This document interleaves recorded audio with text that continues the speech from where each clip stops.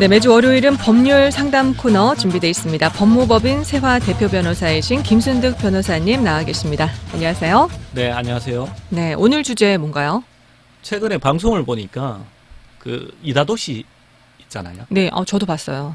양육비 사건으로. 예, 맞습니다. 그죠? 그 10년간 양육비를 한 푼도 받지 못했다고 하더라고요. 네, 그래서 그 사건을 보니까 굉장히 좀 안타까웠는데, 우리가 이제 겉으로 연예인을 보게 되면 네, 행복하게 잘 살고 있겠구나 이렇게 생각을 많이 맞아요. 하잖아요. 네. 특히 또 방송에 대한 이미지도 있고 한데 맞아요. 10년간 양육비를 못 받았다고 한다면 어떻게 보면 이제 우리나라에서 태어난 사람도 아닌데 맞아요. 이제 우리나라에 와서 두 아이를 양육하기 얼마나 어려웠을까. 그쵸. 혼자 그죠. 네, 경제 생활을 해서 좀 안타까운 생각이 많이 들었는데, 네, 근데 우리 주위에도 그 양육비를 받지 못하는 사람들이 많이 있거든요. 네, 근데 우리가 이제 양육비는 그 아이들의 생존과 직결된 문제거든요. 네. 그래서 양육비 채무자들, 그러니까 뭐 이제 이혼을 하면서 그 양육자가 정해지거든요. 우리가 네. 이혼하는 과정에서. 그럼 양육을 하지 않는 사람은 양육비를 지급해야 되는데, 그 책임 있는 사람들이 너무 좀 무책임한 경우가 많지 않느냐. 네. 그런 생각이 많이 듭니다. 그렇군요. 그런데 돈이 없어서 못 줄 수도 있잖아요. 돈이 있으면서 안 주면 진짜 나쁜 그렇죠. 부모죠. 예. 근데 최근에 양육비 논란과 관련해서 배드 파더스 이야기 많이 나오던데요. 예. 그 배드파더스 사이트에 한번 들어가 보셨나요? 안 들어가 봤어요. 안 들어가 봤어요? 네. 방송 끝나고 한번 들어가 봐야 되겠다. 예. 그렇죠? 그 네이버에 배드파더스 이렇게 검색하면 네. 바로 들어갈 수 있어요. 들어가지거든요. 네. 거기 들어가면 양육비를 주지 않은 사람의 신상을 공개하고 있습니다. 그 사진이 나와요. 네. 사진이 나오고 이 사람 이름, 네. 뭐 학교, 직업 나옵니다. 아. 지금 방송인 이다도시의 남편도 여기에 등재돼 있다고 하더라고요. 네. 들어가 보셨어요? 예, 제가 한번 예, 들어가 확인? 봤는데 예. 깜짝 놀랐습니다. 왜요?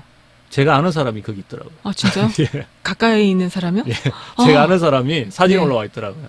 그렇게 제가 친한 사람은 아닌데 네. 그분이 평소에는 굉장히 재력을 과시하고, 네. 제가 봤을 때는 뭐 고급 외제차에 뭐 명품 시계 네. 이렇게 이제 자기가 좀 재산이 있는 것처럼 많이 과장하고 나쁘다. 다녔었거든요. 네. 그런데 양육비를 안 줘서 오죽하면 그 사이트에 의뢰를 해서 신상 공개까지 됐겠습니까? 그죠? 네.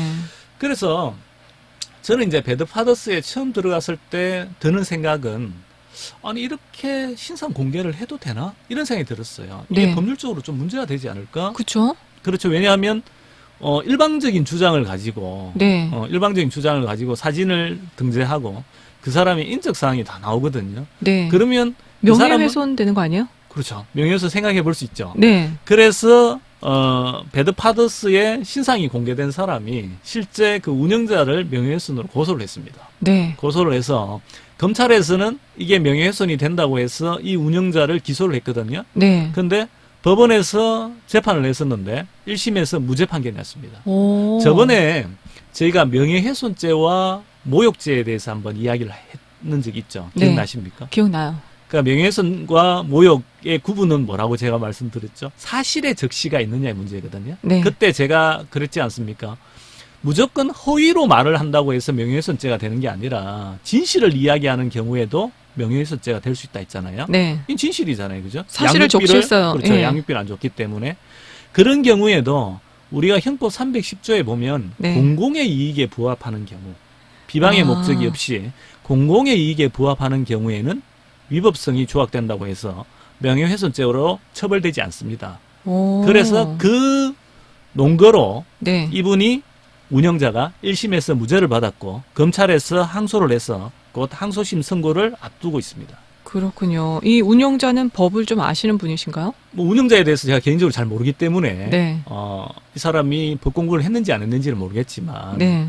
아무래도 이제 양육비 부분이 워낙 사회적인 문제가 되다 보니까 우리가 이제 최악의 그러한 제재, 그죠? 네. 강한 제재를 하지 않고서는 이행을 하지 않는다고 생각을 하는 거죠. 그렇기 그렇죠. 때문에 네. 이제 신상 공개라는 이런 부분까지 받을 들고 방법이 나오는 거죠. 없으니까 이렇게 한 거 아니에요? 그렇죠? 그렇죠. 예. 그럼 우리나라에서는요. 양육비를 지급하지 않는 경우에 뭐 별도의 페널티라든지 이런 게 있을까요? 이제 페널티라고 보면 우리가 이제 형사처벌을 생각을 많이 하잖아요. 네. 그래서 상담하시는 분들 중에도 변호사님 저 사람이 계속적으로 양육비를 주지 않습니다. 근데 우리가 이제 계속 이야기하는 부분이 민사에서는 상대방이 재산이 없으면 못 받는 거잖아요. 네. 그러니까 이제 형사적으로 어떻게 저 사람을 좀 압박을 해서 양육비를 받고 싶습니다. 이런 생각을 많이 하는데 형사처벌은 되지 않아요. 우리가 양육비를 지급하지 않는다고 해서. 네.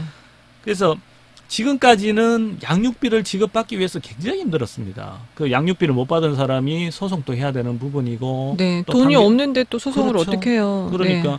자기가 이제 또 소송 비용까지 들어가면서 소송했는데 상대방은 재산이 없어서 또 양육비를 못 받고 오히려 소송 비용만 들어가는. 네. 그리고 그 판결을 받기까지 굉장히 힘든 시간을 많이 보냈거든요. 네. 근데 2015년에 우리나라 여성가족부 산하에 양육비 이행관리원이 생겼습니다. 여기서 양육비를 못 받은 경우에 소송, 채권 추심 절차를 도와주거든요. 그런데 한계가 있어요.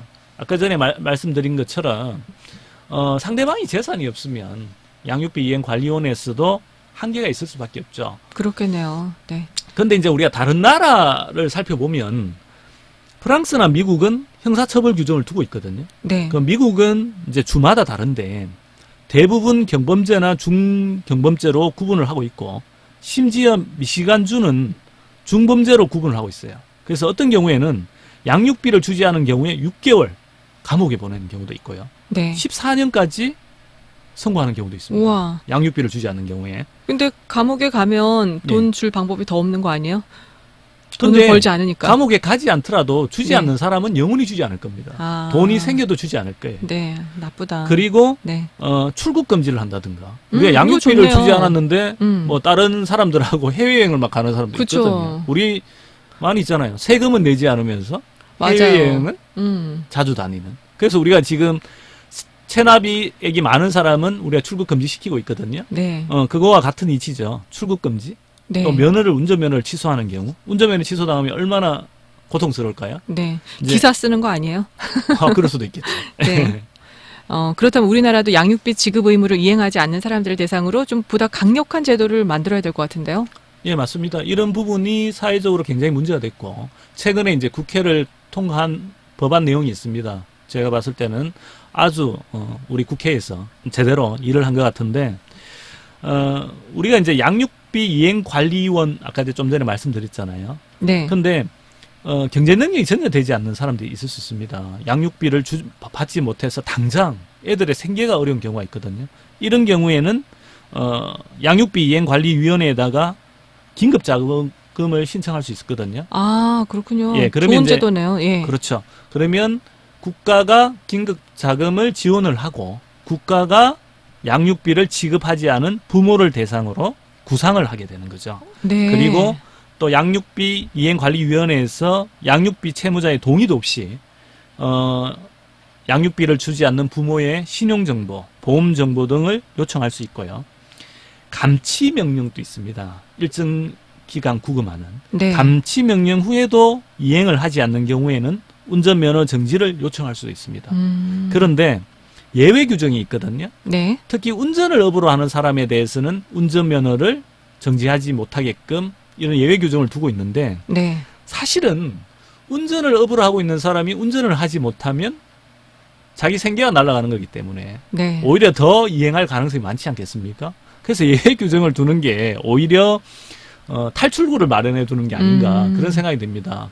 좀 전에 김 아나운서님께서 말씀하신 것처럼 전혀 경제 능력이 되지 않는데 못 주는 경우도 있지 않습니까? 예, 맞습니다. 전혀 경제 능력이 되지 않는 사람에게 계속적으로 양육비를 내라 이렇게 하기에는 굉장히 어려운 부분이 있거든요. 그런데 제가 경험한 대다수의 사람들은 네.